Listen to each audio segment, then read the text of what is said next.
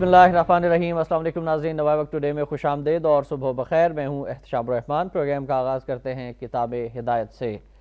अल्लाह के नाम से जो बेइंतहा मेहरबान रहम फरमाने वाला है।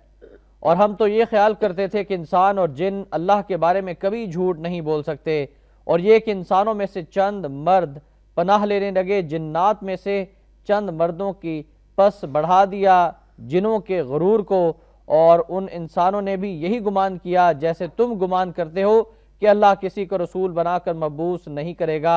और सुनो, हमने टटोलना चाहा आसमान को तो हमने इसको सख्त पहरों और शहाबों से भरा हुआ पाया। सूरह अल जिन की आयात 5 से 8 का तर्जुमा आपके सामने पेश किया गया।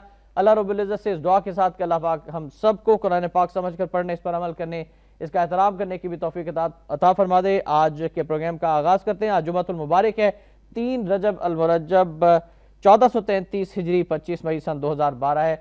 और आज के मौजूद मेहमान का आपसे तारुफ कराए देते हैं। मोहतरम जनाब सईद आसिफ साहब, डिप्टी एडिटर रोज़ाना नवाए वक्त, आज स्टूडियोज़ में तशरीफ़ फरमा है। और हम अस्सलाम वालेकुम और खुशामदीद कहते हैं सईद साहब को। कैसे मिजाज? बस ठीक, अल्लाह का काफ़ी गर्म खबरें हैं आज के नवाए वक्त में। और फ्रंट जो है आज का नवाए वक्त और आज की लीड स्टोरी नाज़रीन स्पीकर कौमी असम्बली के हवाले से है कि वज़ीर-ए-आज़म के खिलाफ रेफरेंस इलेक्शन कमीशन को नहीं जाएगा। असिस्टेंट रजिस्ट्रार के खत का मवाद पार्लियामानी इक़दार और रवायात के मुनाफी है। आर्टिकल 63(2) के तहत वज़ीर-ए-आज़म की नाअहली का सवाल नहीं उठता। इकबाल हैदर का भेजा गया रेफरेंस मुस्तरद। स्पीकर का मनसब तमाम रियासती इदारों हुकूमती जिम्मेदारों की जानिब से एहतराम का मुतकाजी है। गिलानी के खिलाफ फैसले में आयद करदा इल्जामात का आर्टिकल 63(1) के पैरा जी या एच में बयान की गई वजूहात से कोई रब्त या ताल्लुक नहीं। सुप्रीम कोर्ट ने वज़ीर-ए-आज़म को नाअहल करार नहीं दिया। स्पीकर महज पोस्ट ऑफिस का किरदार अदा नहीं करता, ये कहना है फहमीदा मिर्जा साहिबा का। और वज़ीर-ए-आज़म गिलानी का बयान यह है कि नवाज शरीफ या किसी और के ना मानने से फर्क नहीं पड़ता। स्पीकर के मेरे हक में फैसले से पहली बार जमहूरियत की फतह हुई। चीफ जस्टिस भी मुझे वज़ीर-ए-आज़म मानते हैं। गिलानी अदलिया मौलवी तमीज़ुद्दीन की बात सुन लेती तो आज हालात मुख्तलिफ होते। सुप्रीम कोर्ट के फैसले के खिलाफ अपील मेरा हक है। और फिर अपोजिशन की भी बात कर लेते हैं कि स्पीकर का ओहदा वज़ीर-ए-आज़म को बचाने के लिए इस्तेमाल किया गया। रेफरेंस ना भेजना बदतरीन मिसाल है। चौधरी निसार फैसले ने सियासी और आईनी बहरान पैदा किया, तहरीक इंसाफ का ये कहना है। और ये भी कहा गया कि स्पीकर का मौक़िफ़ इंतहाई मुज़िका खेज़ है। 7 जज फैसला देते हैं, वो कहती हैं कोई सवाल नहीं उठता। जावेद हाशमी को सेशन जज ने सजा सुनाई थी। स्पीकर भी अदालती फैसलों का मजाक उड़ाने वालों में शामिल हो गई। अपोजिशन लीडर का ये कहना है। और इस इशू पर सबसे पहले हम बात करेंगे मोहतरम सईद आसिफ साहब से। सईद साहब, वज़ीर-ए-आज़म के खिलाफ रेफरेंस इलेक्शन कमीशन को नहीं जाएगा, वज़ीर-ए-आज़म अहल हैं। जी बिल्कुल बिल्कुल, उनकी नज़र में तो ज़ाहिर अहल है, पूरी हुकूमत की नज़र में वज़ीर-ए-आज़म अहल हैं। और ये जो स्पीकर साहबा ने जो अपना एक फ़ैसला सादर फरमाया है, ये उनका अपना फ़ैसला नहीं है। आप देखिए, थ्रू आउट इत्तेज़ाज़ अहसन साहब ने इस केस में जो आर्गूमेंट्स दिए, और फिर जब जजमेंट आई सुप्रीम कोर्ट के 8 रुकनी बेंच की साथ, तो उसके बाद जो उन्होंने तबसे किए, जिस तरह उन्होंने एलिगेशन आयद किए कि जो सज़ा जो दी गई है सज़ा, वो फ़र्द जुर्म से मुतल्लक नहीं है, फ़र्द जुर्म कुछ और थी और सज़ा कुछ और है। स्पीकर की आप आज इस फैसले में देख लें, इसमें भी मिनो वन वही अल्फाज है। तो इससे साफ ये जाहिर है कि ये फैसला उन्होंने खुद तहरीर नहीं फरमाया। ये फैसला जाहिर है प्राइम मिनिस्टर के वकील का लिखा हुआ है, और उन्होंने सिर्फ सादत हासिल की है ये फैसला इनाउंस करने की। अब इसमें देखिए, ये बात अपनी जगह पे कि इसमें अब नया आइनी क्राइसिस पैदा होगा या नहीं होगा, लेकिन एक बात तो बिल्कुल क्लियर है कि इस दौरे हुकूमत में मौजूदा हुक्मरान जो है, इन्होंने ठान रखी है कानून, आइन, इंसाफ की धज्जियाँ बखेरने की, अपनी मनमानियाँ करने की, किसी अकल की बात को ना मानने की। और ये आज स्पीकर साहबा ने इस हुकूमती पॉलिसी पे मोहर तस्दीक सब्त की है। ये भी उस हुकूमती पॉलिसी का हिस्सा है जो अदलिया के साथ टकराव का रास्ता इख्तियार करने वाली है। अब देखिए, इन्होंने यानी कि एक दानिश्ता तौर पे जो इनके इख्तियार में भी नहीं, एक फ़ैसला इन्होंने सादर कर दिया। हालांकि जब सुप्रीम कोर्ट का फ़ैसला आ जाए तो उस फैसले के बाद स्पीकर का इख्तियार नहीं रहता कि वो उस फैसले को निगेट करके, अनडू करके अपना फैसला सादर करें। ये तो एक किस्म का उनका एक ऐसे ही है जैसे एक केस उनके पास दायर हो और वो उस केस में फैसला सादर करें, ये बात है। ठीक। ये इख्तियार अब इनके पास है नहीं। 18वीं तरमीम के तहत जब आइन में दफ़ा 63(1)G डाली गई तो उसके बाद स्पीकर का ये इख्तियार ख़त्म हो गया था।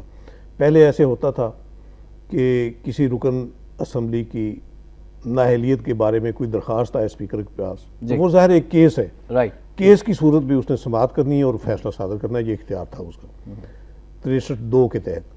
लेकिन जब ये दफ़ा आ गई 63(1)G, अब जो 63(2) है वो इंडिपेंडेंट नहीं रही, वो इसके साथ शामिल हो गई। अब ठीक, अब इस 63(1)G के तहत अगर सुप्रीम कोर्ट प्राइम मिनिस्टर को गिल्टी करार दे रही है, ये तयशुदा बात है।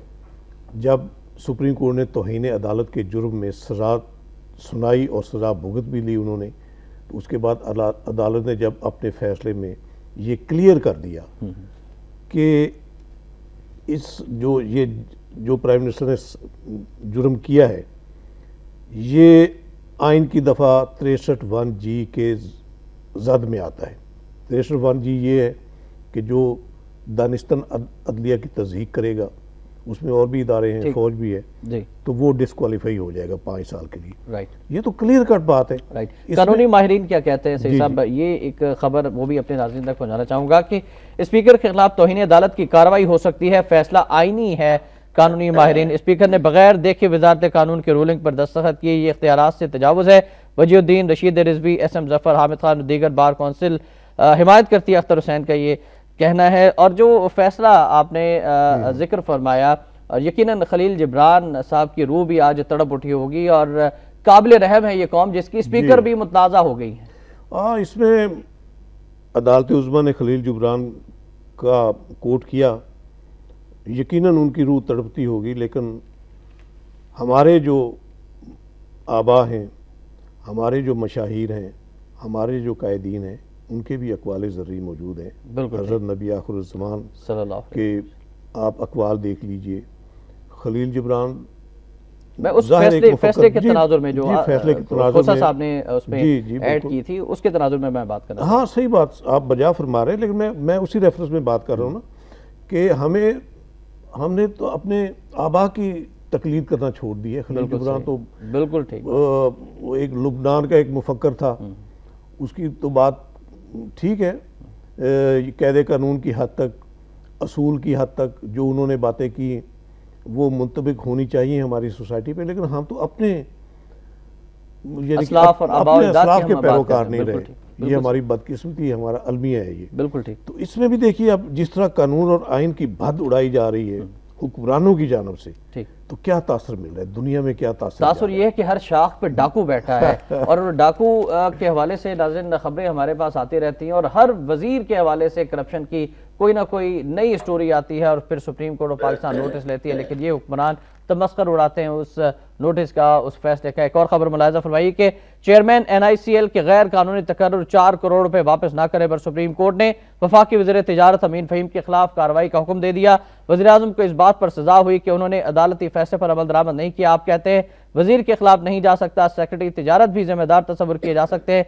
ईमानदारी का यह मेयार नहीं कि रकम बरामद हुई, देखना है कि मुलजिम इंजाम तक पहुंचे या नहीं। चीफ जस्टिस पाकिस्तान, और अब तो मामला इस हद तक आ चुका है कि चीफ जस्टिस पाकिस्तान ने यह फरमा दिया कि मुल्क में इमरजेंसी लग सकती है अगर यही हालात रहे। आप समझते हैं कि मुल्क में इमरजेंसी ही वक्त की जरूरत है ताकि इस तरह के करप्ट हुक्मरानों से इसी सूरत में निजात हासिल की जा सके? देखिए इरशाद साहब, मैं तो बार बार इस प्रोग्राम में मैंने यही अर्ज की है, अपने कायदीन से दरख्वास्त की है कि आप हालात को उस तरफ ना ले जाएं कि खुदा ना करे हमें फिर वो 10-12 साल के मार्शल लॉ के गंभीर साए जो है वो भुगतना पड़े। लेकिन इन्हें अभी तक किसी माजी के तजर्बे से सबक हासिल करने का इन्होंने कोई इरादा ही नहीं किया। हर तरफ डिटाई है और जाहिर है यानी करप्शनों की दास्तानों की क्या बात है। अब यही आपने ये पढ़ा जो मखदूम अमीन फ़हीम के हवाले में सुप्रीम कोर्ट का, और इसके नीचे आप खबर देखिए अमरीकी महकमा खारजा क्या कह रहा है आपको कि पाकिस्तानी हुकूमत और पुलिस में करप्शन वसी पैमाने पर फैल चुकी अदम एहतसाब संगीन मसला बन गया। यानी ये तशवीश, जो तशवीश हमें होनी चाहिए, हमारे हुक्मरानों को होनी चाहिए, हमारी सोसाइटी को होनी चाहिए, हमारे कायदीन को होनी चाहिए, उस तशवीश का इजहार मुल्क से बाहर किया जा रहा है। ये क्या हम अपना तशख़्ख़ुस पेश कर रहे हैं, क्या अपने आप को बनाकर दुनिया के सामने ला रहे हैं। बिल्कुल ठीक। हमारा चेहरा इतना भयानक अगर दुनिया देख रही है तो यकीनन फिर वो हक बजानब होंगे, हमें अगर मातूब ठहराते हैं। फिर आप समझते हैं कि बांग्लादेश मॉडल ही इस मुल्क में जो मौजूदा हालात हैं वही एक मॉडल होगा, अल्लाह ना करे फिर वो हालात हों। लेकिन वही है ना कि क्या इसी जहर को तरियाक समझकर पी लें। नासिहों को तो सुझाई नहीं देता कुछ भी, तो अगर नासिहों को कुछ सुझाई ना दे रहा हो और मुल्क को दलदल की जानब धकेला जा रहा हो, अंधेरे में धकेला जा रहा हो, तो फिर जाहिर है किसी ने तो इस मुल्क को बचाने का फरीजा अदा करना है ना। फिर ये तल्ख हकीकत ही बन जाती है ना।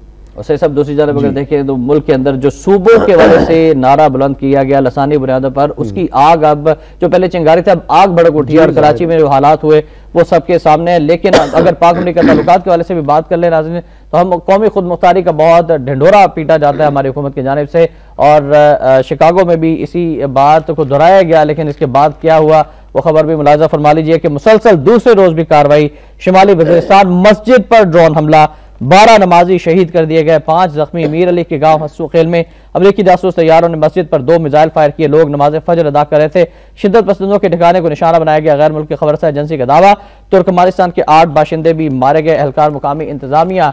और एबटाबाद ऑपरेशन की अगर बात की जाए तो डॉक्टर शकील आफरीदी जैसे गद्दारों की बात अगर ना की जाए तो ये ज्यादती होगी। डॉक्टर शकील को सजा, अमरीकी सेनेट कमेटी ने पाकिस्तान की $33 बिलियन इमदाद रोकने की मंजूरी दे दी। शकील आफरीदी को सजा बिला जवाज है, पाकिस्तान से बात कर रहे हैं हिलरी, पाकिस्तान का बहरान बढ़ेगा, एमनेस्टी इंटरनेशनल का यह कहना है। शकील आफरीदी को 33 साल कैद पर पाकिस्तान को $33 मिलियन इमदाद कम कर दी जाएगी सेनेट कमेटी। और दफ्तर खारजा का यह बयान है कि शकील आफरीदी को सजा अंदरूनी मामला है, अमरीका कवानीन का एहतराम करे, ड्रोन हमले गैर कानूनी, अमरीका के साथ मुज़ाकरात मुस्बत तरीके से आगे बढ़ रहे हैं।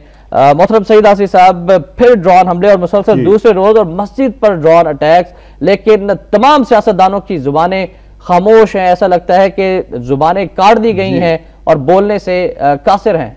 देखिए, सबसे बड़ी इसमें जो मैं ये जो समझता हूँ, जो हजीमत वाली बात है, जो परेशानी वाली बात है, जो हमारी कसम परसी का मामला है, वो ये है कि सदर साहब अभी शिकागो में बैठे हैं, अमरीकी हुकाम से मुज़ाकरात कर रहे हैं।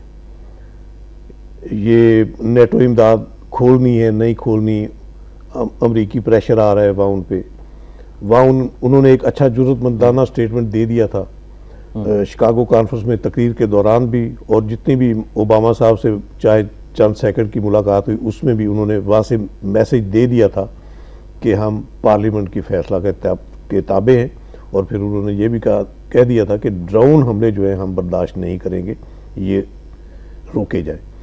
और अब देखिए सूरत हाल ये है कि उनकी मौजूदगी में शिकागो कॉन्फ्रेंस जैसे ही ख़त्म हुई, जब नेटो हुक्मरानों को ये एहसास हो गया कि पाकिस्तान इस तरह सीधे हाथों हमारे काम आने वाला नहीं है, तो फिर उन्होंने मज़ीद दबाव डालने के लिए ये ड्रोन अटैक्स का सिलसिला शुरू किया। और सदर साहब वहाँ बैठे हुए हैं, उनकी मौजूदगी में ये काम पाकिस्तान में हो रहा है। जैसा भी ये तो खुली जंग है पाकिस्तान के खिलाफ, और क्यों हमारे हुक्मरानों को नजर नहीं आता? हमारे जो मुसल्लह अफवाज पर दिफाई बजट का एक बहुत ज्यादा हिस्सा खर्च होता है, कहाँ है हमारी एयरफोर्स? क्यों नहीं मार गिराए जाते ड्रोन? लम्हा फिक्रिया सोचने वाली बात है। अब देखिए, जब सलाला चेक पोस्टों पर हमला हुआ उसके बाद एक अच्छा स्टैंड लिया था अस्करी क़यादतों ने, जनरल कियानी साहब ने एक फैसला कर लिया था कि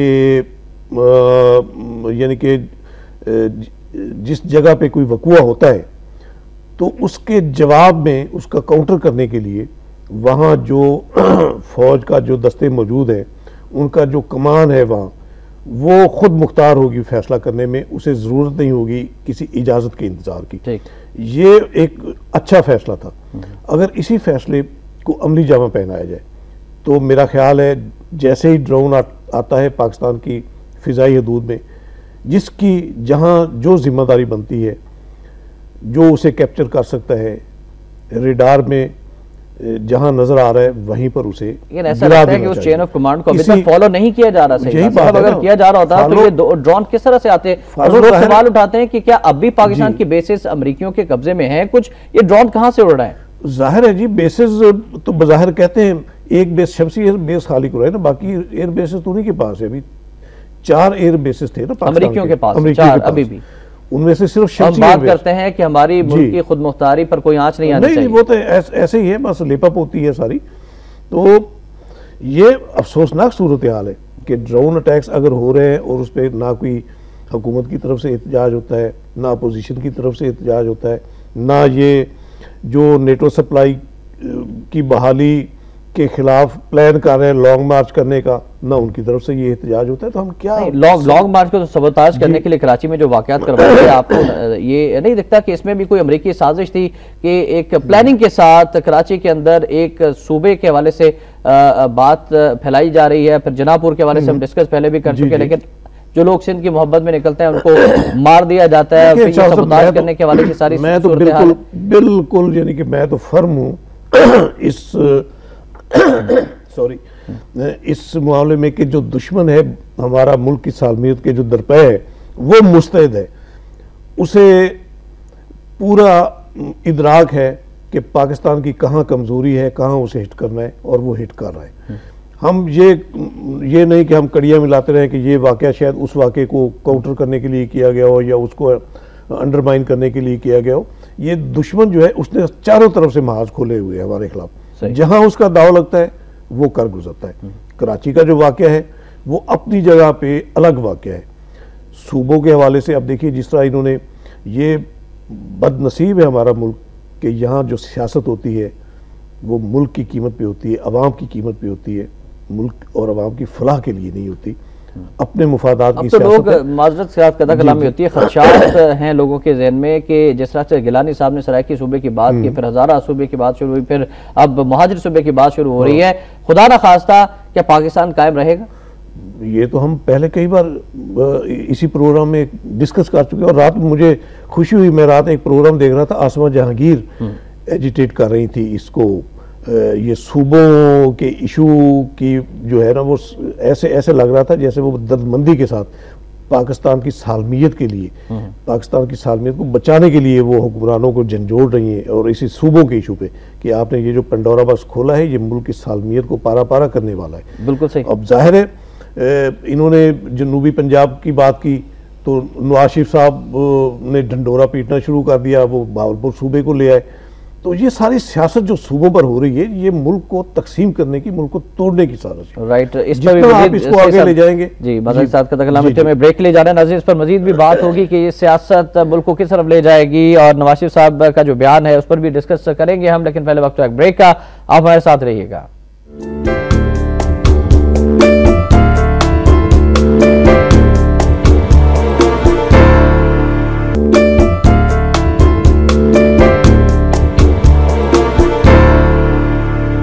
नवाब टुडे में एक बार फिर आपको खुशामदीद कहते हैं नाज़रीन। हमारा नंबर है 0423631269। आप कॉल कीजिए, मोहतरम सईद आसिफ साहब तशरीफ फरमाएं, बात कर सकते हैं आप उनसे, लेकिन आपकी कॉल शामिल करने से पहले मियां नवाज शरीफ का बयान कि कौमियत परस्तों से मिलकर तकसीम सिंध की भरपूर मुज़ाहमत करेंगे, जबकि शहबाज शरीफ साहब ने कहा है कि इक़्तिदार ज़र के पुजारी अदलिया के फैसलों को रौंद रहे हैं। और पाकिस्तान और भारत की वजह से खबर यह है कि पाकिस्तान भारत का वीज़ा पॉलिसी असर 9 तरतीब देने पर इत्तफाक हुआ है। हाफिज सईद मुंबई हमलों के मास्टरमाइंड है, सबूत दे दिए, ये भारतीयों का इल्जाम है। और RK सिंह ने कहा है। सईद अनवर साहब है हमारे साथ। सईद साहब, पहले कॉलर आपकी इजाज़त से हम शामिल करना चाहेंगे, मुल्तान से हमारे साथ। अस्सलाम वालेकुम सईद साहब।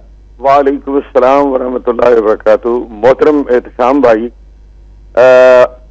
मुजरिम यूसुफ, उसका बेटा मूसा, मुलजिम मूसा और स्पीकर समेत हुक्मरान जिस बेहूदगी और बदतमीजी का मुजाहरा कर रहे हैं, उस पर मुझे एक अजीम मुफक्किर का एक कौल याद आ रहा है। जी जी फरमाइएगा। कि मैं इस मुल्क के हुक्मरानों से कहता हूं कि हज़रात, खुदा के लिए एक हद के अंदर रहिए। अक्ल, इंसाफ और आदमियत की सारी हदें ताकत के जाम में फांकते न चले जाइए। खुद ताकत की भी एक हद होती है जहां तक वो गलतकारियों के बावजूद किसी को संभालती चली जाती है। उस हद को पार कर जाने के बाद बड़े से बड़ा ताकतवर इंसान भी अपने आप को नहीं बचा सकता। बिल्कुल दुरुस्त। बहुत शुक्रिया मोहतरम भाई। Thank you very much. सही साहब, आपने कॉल के मुल्तान से। अभी हमारे साथ हैं आबिद साहब हैं। अस्सलाम वालेकुम आबिद साहब। वालेकुम। शाम में मैं दो बातें करना चाहूंगा। जी फरमाइएगा। तो जो नमाजियों पे ड्रोन हमला हुआ है, हमारे किसी लीडर को, इमरान खान साहब हैं, नवाज शरीफ साहब हैं, किसी को इतनी जहमत नहीं हुई कि उस पर मुजम्मती बयान नहीं देते। आज फिर दोबारा हो गया। क्या गवर्नमेंट तो आई बेशरम, हुक्मरानों से तो कोई उम्मीद ही नहीं है। और दूसरी बात यह है, कराची के हवाले से हर बच्चा जानता है कि MQM और ANP एंटी पाकिस्तान जमाते हैं दोनों, तो क्यों गवर्नमेंट इन पे एक्शन लेती है? अगर रहमान मलिक का बेटा या हुक्मरानों का बेटा उन सड़कों पे जिंदा जले तो उनका क्या रिएक्शन होगा? फिर ये एक्शन लेंगे। चल ठीक, thank you very much Abid साहब, आपने कॉल की और दो पॉइंट रेज किए। अभी हम डिस्कस करते हैं। एक और कॉलर है हमारे साथ, खातून कॉलर है। अस्सलाम वालेकुम जी, कौन साहब है, कहाँ से हैं? जी मैं साहिदा बात कर रही हूँ लाहौर से। जी साहिदा साहब, बहुत शुक्रिया आपने कॉल की। एक दो बातें करनी है। ये डॉक्टर शकील बदबख्त ने उसामा को कत्ल कराने में अमेरिका की मदद की थी, जो कि गद्दारी के जुमरे में आता है, जिसकी सजा मौत है। उसको इतनी सजा मौत ही मिलनी चाहिए। और अमेरिका जो आलमी दहशत गर्द है, तो ये हुक्मरान शिकागो में बैठे क्या कर रहे हैं? एहतजाज के तौर पर उसके क्यों नहीं आ जाते?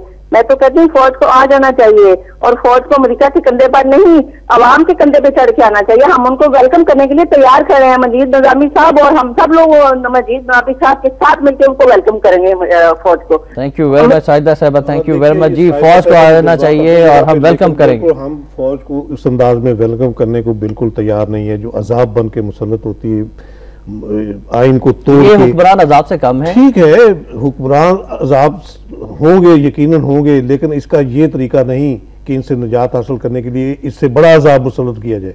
हमें हर अजाब से निजात दिलानी चाहिए। आज सही साहब गलियों में, मोहल्लों में बच्चा जिस तरह से अजियत का शिकार है लोड शेडिंग की वजह से, दुआ मांग रहे हैं कि अल्लाह इन हुक्मरान को उठा ले।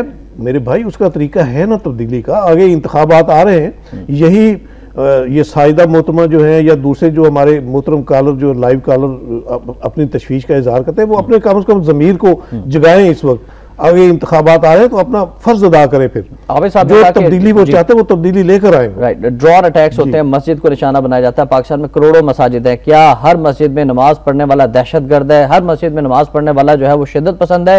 अगर शिद्दत पसंद है तो हमें इस पर फख्र है। आप बताइएगा कि क्यों नहीं बोलते हमारे लीडर्स इस ड्रोन अटैक्स पर? यही तो मेरे ख्याल इस प्रोग्राम में बात कर रहे थे। अफसोस का इजहार तो मैं खुद कर रहा हूँ कि इस वाक़े पे हुक्मरानों ने तो नहीं बोलना जाहिर है, लेकिन वो भी नहीं बोल रहे जो यानी नेटो सप्लाई की बहाली के खिलाफ लॉन्ग मार्च करने की प्लानिंग कर रहे हैं, वो भी नहीं, उनकी तरफ से भी एहतजाज नहीं आया इस वाक़े पर। ये एक इज्तिमाई जो बेहिसी है ना, ये एक कौम की मुर्दा ज़मीर होने की, मैं ये यानी कि किसी को ब्लेम नहीं कर रहा, मैं भी कौम में शामिल हूँ, आप भी शामिल हैं, लेकिन जब एक इज्तिमाइयत की बात होगी तो उसमें जब ज़मीर की मुर्दगी सामने आती है तो वो बहुत बड़ा अलमिया होता है किसी मुल्क के लिए। नासिर साहब की कॉल शामिल करना चाहेंगे आपकी इजाज़त से, इस्लामाबाद से। अस्सलाम वालेकुम।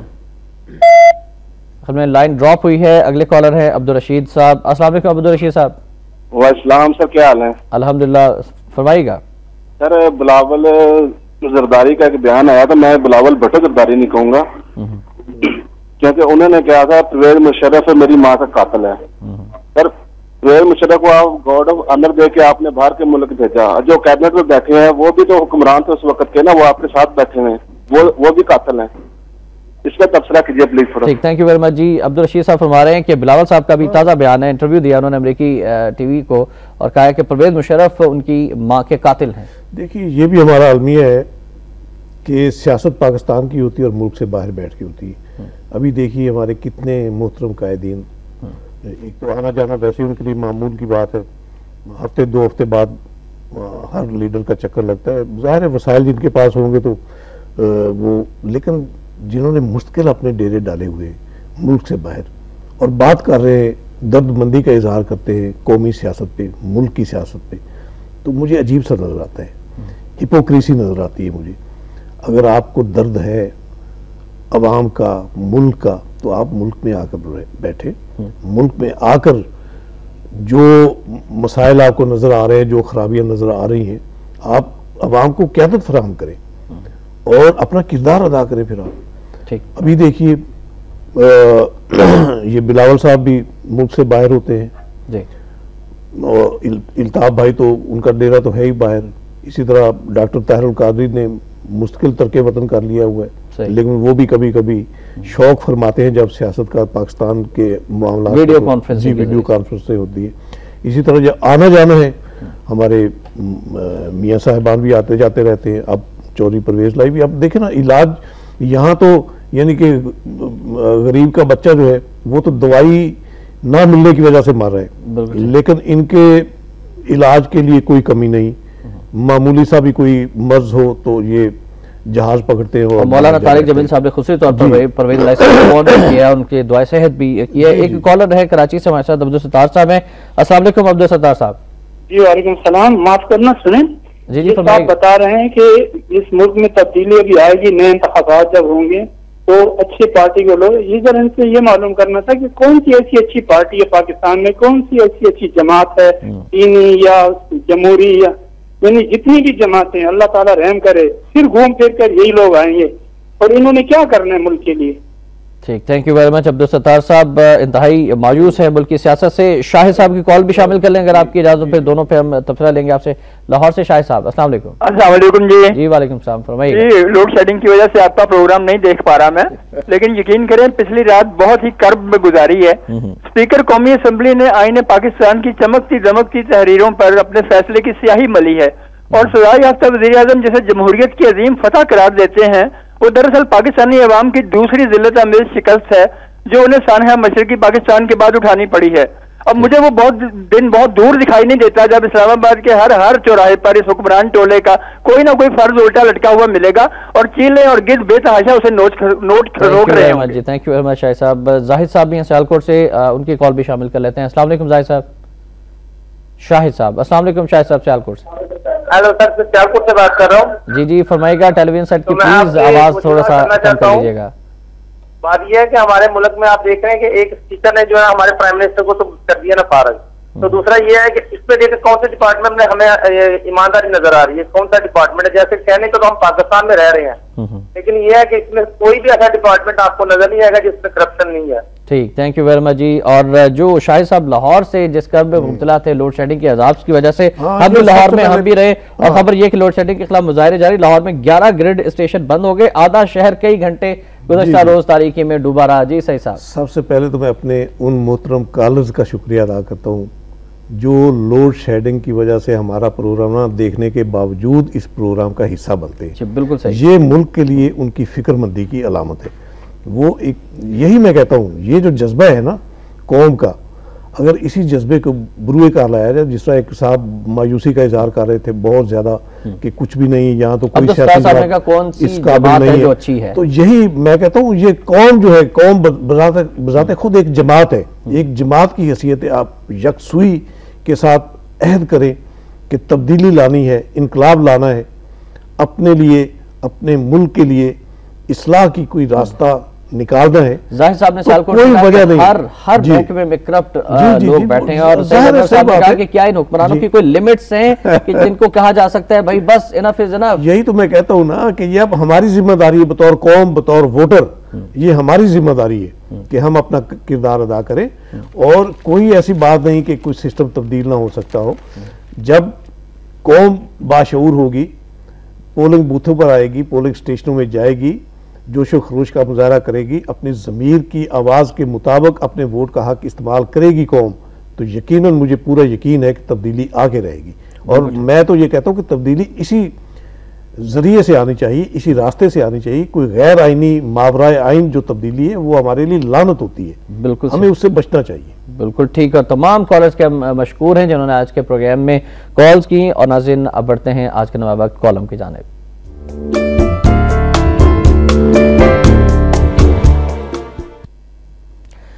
आज का column lieutenant general retired Abdul Qayyum साहब का कॉलम है, फिक्र ख्याल तारीख की जालिम तरीन एम्पायर यानी सल्तनत। इस उन्वान से उन्होंने लिखा है कि रोमन एम्पायर के जवाल पजीर और सल्तनत उस्मानिया और फारस के इक़्तिदार के सूरज गुरूब हो जाने के बाद मगरबी ताकतों खुसूसन बरतानिया और फ्रांस ने दुनिया में अपनी कॉलोनियों का एक जाल बिछाना शुरू किया। 20वीं सदी ईस्वी में जब अमेरिका दुनिया की एक मुआशी ताकत बनकर उभरा तो दुनिया इस खुश फहमी में मुब्तला हो गई कि अब मुआशी आज़ादी और माली खुशहाली का दौरा होगा।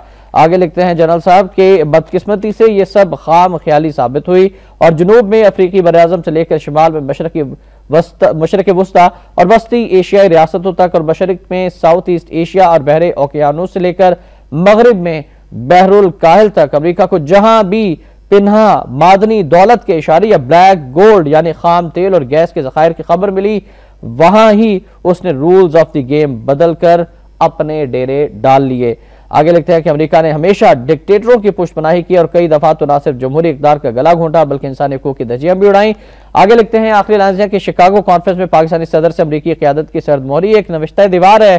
सदर पाकिस्तान की तकरीर के वक्त बैन अल-अक़वामी मीडिया को हॉल से बाहर निकालने का मकसद भी यही था कि हक की आवाज़ मगरबी बासियों के कानों तक ना पहुंचे। तारीख की जालिम तरीन अंपायर और इशारा है अमेरिका की जानिब। जाहिर है इस वक्त जो आलमी थानेदार जो है वो अमेरिका ही है ना, जिस तरह तहस नहस करने का इरादा है उसका।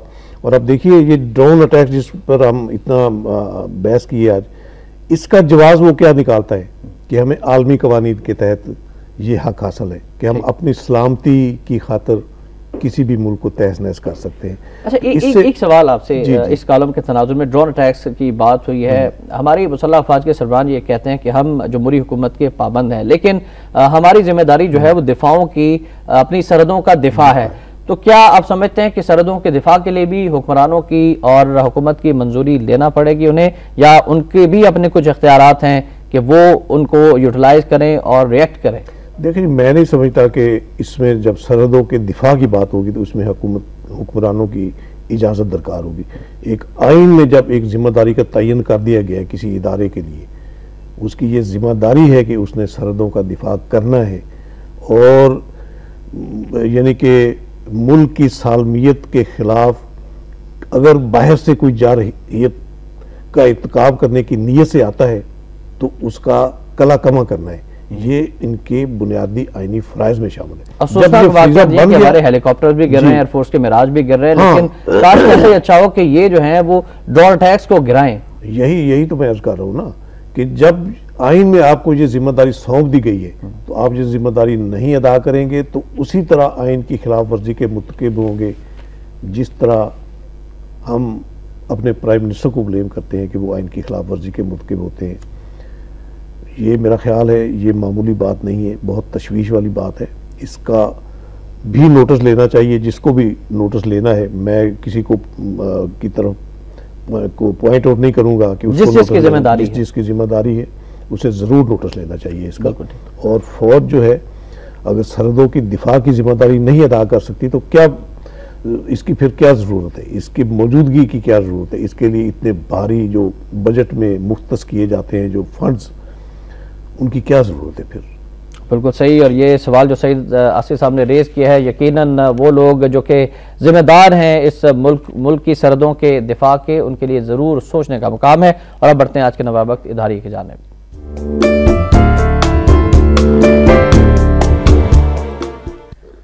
नाज़रीन, आज का नवाब वक्त इदारिया भी इसी से मुतालिक है। शिकागो कॉन्फ्रेंस के बाद अमरीकी ड्रोन हमले जारी और अब पाकिस्तान पर भत्ताखोरी का इल्जाम। सदर आसिफ अली जरदारी अवामी मौक़िफ़ और पार्लिमानी कमेटी की सिफारिशात पर कायम रहें। सदर आसिफ अली जरदारी की शिकागो में अमरीकी वज़ीर दिफा लियोन पनेटा और दूसरे अमरीकी हुकाम से मुलाकातों के दौरान अमरीका ने पाकिस्तान के कबायली इलाकों में ड्रोन हमलों का सिलसिला दूसरे रोज भी जारी रखा। गुज़श्ता रोज मीरान शाह के इलाके मीर अली में मस्जिद से मुल्का घर पर अमरीकी ड्रोन तैयारे ने उस वक्त 2 मिसाइल फायर किए जब नमाजी नमाज फजर अदा करके मस्जिद से निकल रहे थे। इस हमले में 12 नमाजी शहीद जबकि मस्जिद को नुकसान पहुंचा।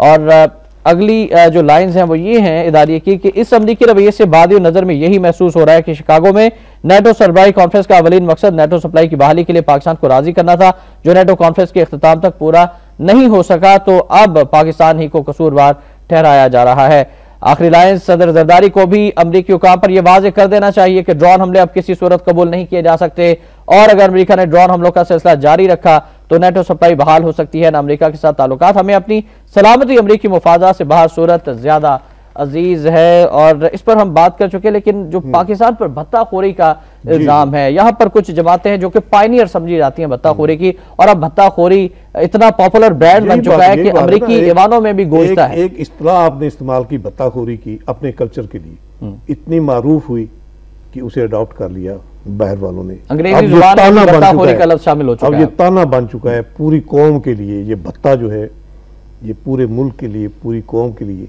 अगर किसी ने हमें ब्लेम करना है किसी ने अब्यूज़ करना है तो वो भत्ते का लफ्ज़ इस्तेमाल करेगा। इससे बड़ी यानी कि हमारी ज़िल्लत और क्या हो सकती है कि हम यानी कुर्बानियाँ भी दे रहे हैं, ड्रोन अटैक्स भी हम पे हो रहे हैं, उसके रद्द-ए-अमल में खुदकुश हमले भी हम बर्दाश्त कर रहे हैं, दहशतगर्दी भी हम बर्दाश्त कर रहे हैं, मुल्क की मईशत का भी बेड़ा गर्क कर दिया हमने। जिसके लिए किया है वो हमें ब्लेम कर रहे हैं कि अब हमसे भत्ता ले रहे हैं। जो नेटो कंटेनरों ने अब तक 10 साल के अरसा में जितनी उखाड़ पिछाड़ की हमारी शाहराहों की, सही खरबों रुपए का नुकसान हुआ है। ये तो अशरे अशीर भी नहीं ये जो डिमांड कर रहे हैं। और आप इसके मुकाबले में देखें अफगानिस्तान को कितना नवाज रहे हैं। यानी अगले 10 साल तक के लिए एक मुआहदा कर लिया अमेरिका ने अफगानिस्तान को नवाजने का, और सालाना $4 अरब देने हैं। यानी अफगान जो कठपुतली जो सदर हैं करजई, उनको खुश करने के लिए, उनको अपने साथ मिलाए रखने के लिए इतनी नवाशात की बारिश है। और उसके बरक्स अगर हम एक जायज़ मुतालबा कर रहे हैं अपने यानी कि जितने नुकसानात अब तक हुए हैं उसकी तलाफी तो मुमकिन ही नहीं है।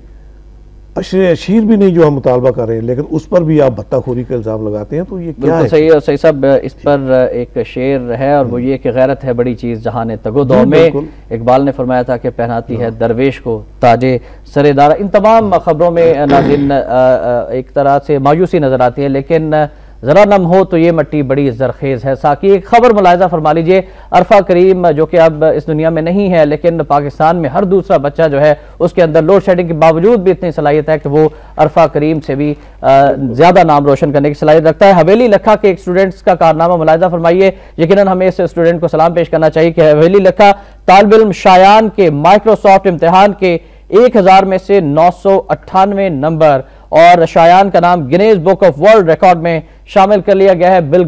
बिल गेट्स ने उन्हें अमेरिका भी बुला लिया गया। यकीनन पाकिस्तानी नौजवानों में बहुत टैलेंट है, बहुत टैलेंट है।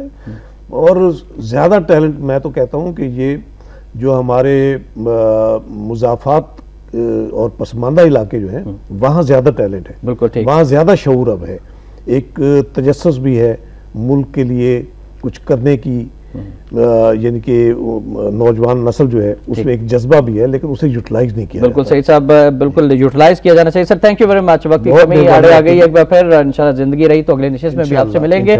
आखिर में फरमाने कायद-ए-आज़म रहमतुल्लाह शामिल करना चाहेंगे नाज़रीन। कराची बार एसोसिएशन 25 जनवरी सन 1948 को कायद-ए-आज़म ने खिताब करते हुए फरमाया था कि हम पाकिस्तान का दस्तूर बनाएंगे और दुनिया को दिखा देंगे कि ये एक आला आईनी नमूना है। रसूलुल्लाह सल्लल्लाहु अलैहि वसल्लम की जिंदगी इंतहाई सादा थी। आप सल्लल्लाहु अलैहि वसल्लम ने जिस काम में भी हाथ डाला कामयाबी ने आप सल्लल्लाहु अलैहि वसल्लम के कदम चूमे। तिजारत से लेकर हुक्मरानी तक हर शोबा हयात में आप सल्लल्लाहु अलैहि वसल्लम मुकम्मल तौर पर कामयाब रहे। रसूलुल्लाह सल्लल्लाहु अलैहि वसल्लम पूरी दुनिया की अजीम तरीन हस्ती थे। उन्होंने 1300 साल कबल ही जमहूरियत की बुनियादें रख दी थी। फरमाने कायद-ए-आज़म रहमतुल्लाह अलैह पर भी जरूर गौर कीजिएगा, ये हम सब के लिए मिशल राय है। शाम रहमान को नवाब टुडे से इजाजत दीजिए, अल्लाह हाफिज।